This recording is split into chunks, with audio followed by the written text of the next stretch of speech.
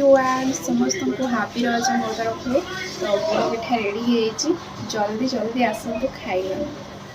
तो केमती कौन प्रोसेस बन चलतु देखी नि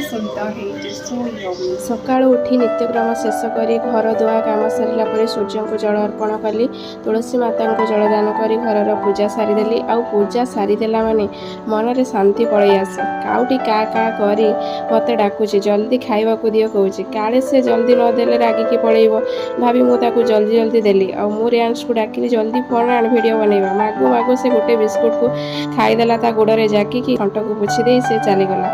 मु पलि आसली मो रोषेईशाला को बेटर रेडी होती तो चलतु बनईदेवा आमर पोड़ पिठा बनवाई मुझे गुड़ आड करुचे से पूरा चुन चुन कर गुड़ को काटिकी पकाऊँगी आउ नड़िया को भी छोट छोट पीस कर काटी पकई